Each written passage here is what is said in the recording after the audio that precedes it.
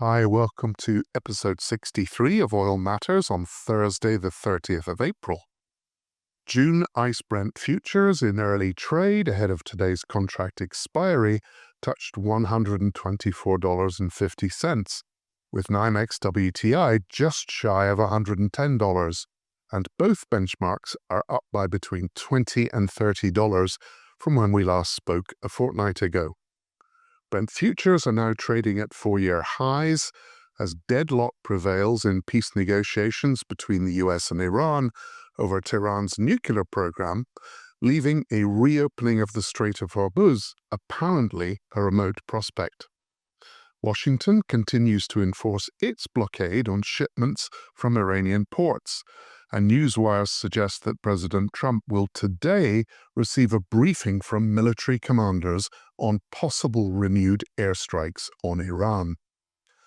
The White House yesterday hosted a meeting with energy executives to examine options in the case the parallel blockades of the Strait of Hormuz remain in place for several more months. The gap between spot crude and futures has narrowed, with ICE Brent now just $5 to $6 below North Sea dated, and the discount for ICE gas oil futures versus European spot diesel narrowing from an earlier $150 a ton to nearer $40 a ton. Oil futures are now belatedly acknowledging a steadily worsening global commodity-wide supply crunch that has been reflected in spot prices for weeks. Inflationary concerns were evident in yesterday's press conference after the US Federal Reserve's decision to leave interest rates unchanged for now. Both the US dollar and US 10-year Treasury yields strengthened, with emerging market currency depreciation exacerbating the inflationary impact of higher energy costs for importers. Meanwhile, equity markets portray a bizarre sense of denial, having made up in April all of the ground initially lost in March, and the S&P 500 is now nearly 4% up from late February levels.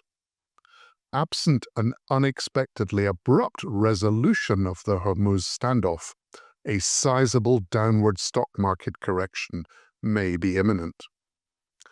It's also interesting to contrast seemingly divergent policy approaches to the crisis by consuming country governments in Asia and in Europe. Asian policy measures seem to focus on encouraging oil and gas demand restraint, while in Europe, financial support measures for consumers predominate, and these risk actually boosting demand at a time of unprecedented supply shortfall. So far, we have seen a cascade impact both on different commodity prices and in the severity of impacts by country. Jet fuel, sulfur, diesel, and urea prices are all up by between 65 to 85% since the start of the crisis, while the Middle East and Asia are clearly feeling the brunt of the economic impact so far. China may be cushioned relative to some of its Asian neighbors by elevated commodity inventory and deeper renewable energy penetration, but China's manufacturers will soon start to feel the adverse impact on export demand into the Southeast Asian economies.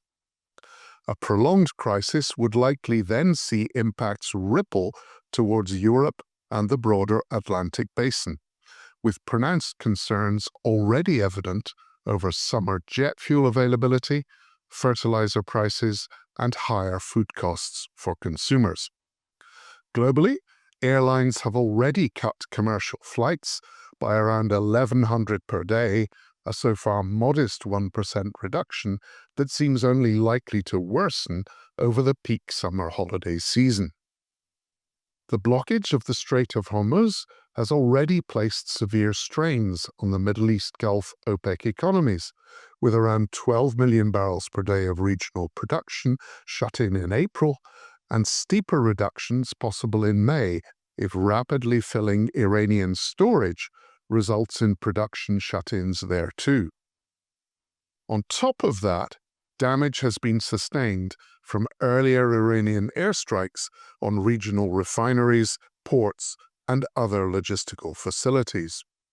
Now, OPEC faces another challenge, with the United Arab Emirates' announcement that it will leave the organization from the 1st of May, depriving OPEC of a sizable chunk of its erstwhile spare capacity and market management muscle. Other OPEC Plus members have so far rallied to the flag, but the UAE's departure may also raise longer-term questions about future burden sharing from the likes of Kazakhstan, Venezuela, Iraq, and Iran.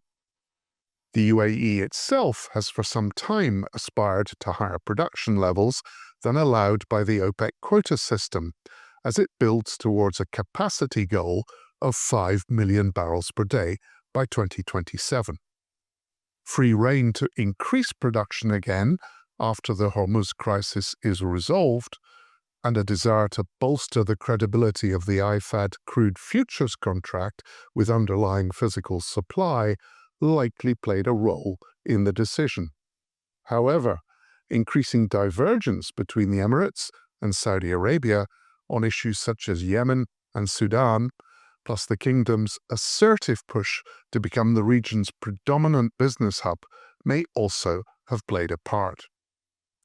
That's all for now, but watch out on Friday not only for Argus Global Markets and Petroleum Argus, but also the latest Argus crude outlook from our consulting service.